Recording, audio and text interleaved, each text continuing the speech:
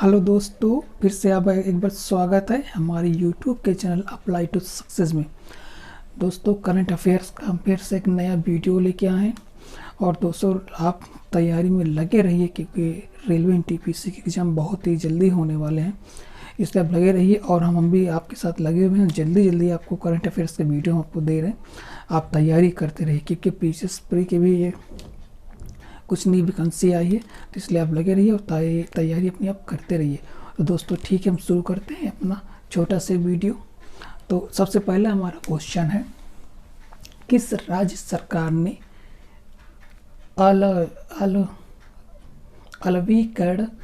अलवीकरण संयंत्र स्थापित करने की घोषणा की है? तो वो हमारा जो है महाराष्ट्र है। दरअसल में ये संयंत्र क्या करता है, खारे पानी को पीने योग्य बनाता है। अभी हम डायरेक्टली खारे पानी को नहीं पी सकते हैं, लेकिन इस संयंत्र को लगा के इससे शुद्धिकरण करके हम उस पानी को आराम से पी सकते हैं और काफ़ी यूज़फुल होगा। ठीक है। अब दूसरा क्वेश्चन है, हाल ही में भारत ने ब्रह्मोस सुपरसोनिक मिसाइल भूमि हमला संस्करण का परीक्षण किया। वो कहाँ किया है, ये प्लेस काफ़ी इंपॉर्टेंट होता है। ठीक है, तो किया है अंडमान और निकोबार द्वीप समूह में किया, और ये बहुत इंपॉर्टेंट है, इसको याद करें क्योंकि अक्सर ये रेंज दे देता है। ठीक है, कभी कभी चांदीपुर पूछ लेता है कि क्या चांदीपुर में दिया, तो ऑप्शन में चांदीपुर और कलाम द्वीप दे सकता है। ठीक है, तो बिल्कुल इसको रट लीजिए। अगला है, दुनिया की पहली हाइड्रोजन से संचालित डबल डेकर बस लॉन्च की गई। कहाँ की गई? वो की गई स्कॉटलैंड। वैसे भी स्कॉटलैंड काफ़ी हर मामले में आगे है, वो चाहे पर्यावरण से संबंधित हो, वो चाहे कुछ नई नई टेक्नोलॉजी से संबंधित हो। ठीक है, तो काफ़ी इम्पोर्टेंट हो जाता है ये क्वेश्चन।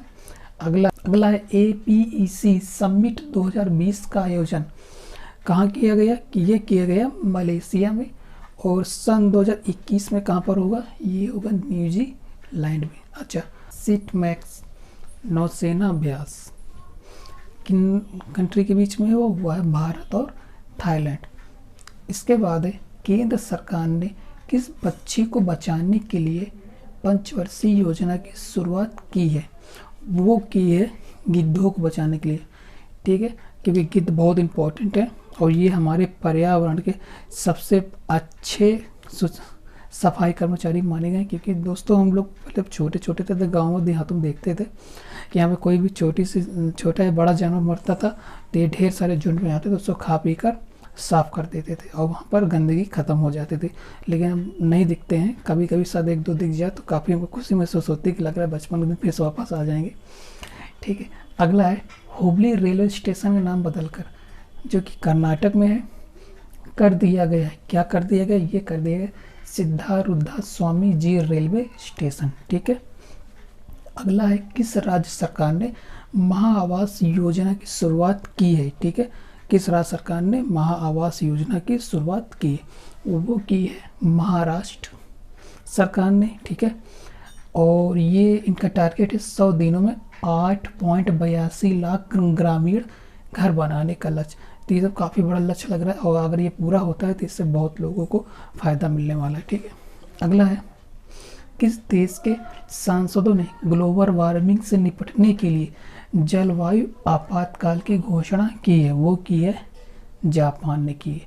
और ये दोस्तों बहुत अच्छी बात है कि अगर कोई किसी देश के सांसद इतने समझदार हो जाएं तो क्या कहने से। अपनी कंट्री की बात करें तो अपनी कंट्री में सांसद वगैरह तो पर्यावरण की कभी कोई बात ही नहीं करता है कि हमारे यहाँ कितना नुकसान हो रहा है, जबकि हमारे डिस्ट्रिक्ट से पर जब चुनाव होते हैं तो वो घर घर जाके वोट मांगते हैं कि हमको दे दो, हम ये कर देंगे।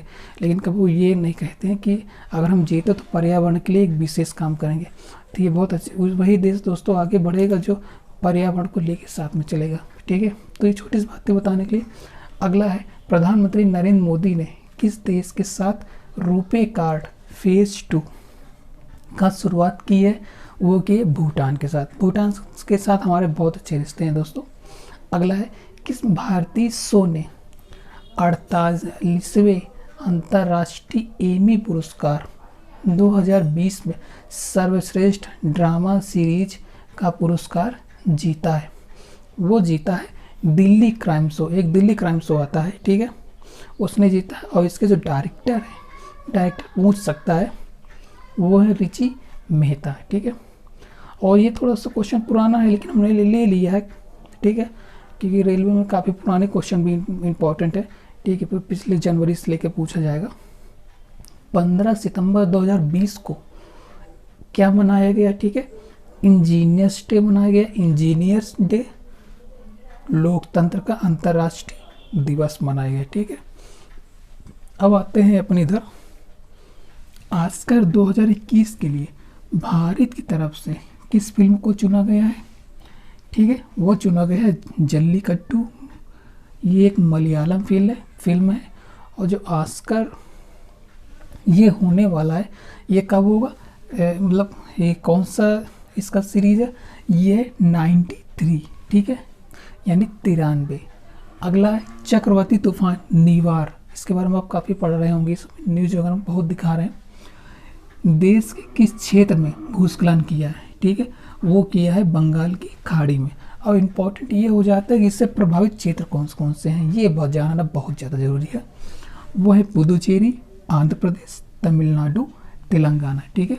अब एक पुस्तक के बारे में आपको बताते हैं, यहाँ देख लीजिए पुस्तक यहाँ लिखा हुआ है, एक पुस्तक है the republican ethic volume third I, ठीक है, ठीक है, यानी थर्ड आई है, ट्रिपल आई भी हम कह सकते हैं, ठीक है, ट्रिपल आई, इसका हिंदी में मतलब होता है लोकतंत्र के स्वर।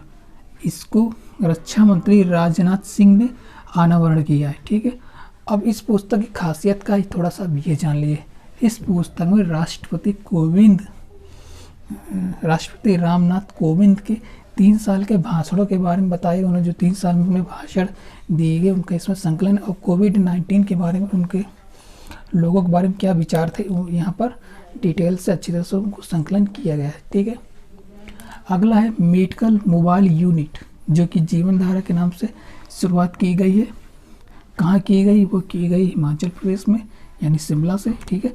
अभी इसके फ़ायदा क्या है, कुछ ऐसे एरिया हैं जहाँ पे बड़े वाहन नहीं पहुँच सकते और काफ़ी दूर हैं, वो बहुत दूर एरिया होते हैं वो, ठीक है। तो ये दूर दराज रहने वालों के लिए सुविधा है जो मेडिकल फैसिलिटीज़ से काफ़ी वो दूर रहते हैं। 2020 का शिखर सम्मेलन का आयोजन कहाँ किया गया, ये किया गया सऊदी अरब में। 2019 में कहाँ हुआ था, क्योंकि पिछला भी पूछ लेता है, ठीक है, इसलिए आप तैयार होके जाइए। ओसाका में हुआ था। 2021 में कहाँ होगा, इटली में होगा। 2022 में कहाँ होगा, इंडोनेशिया में होगा। और 2023 में कहाँ होगा, भारत में होगा, ठीक।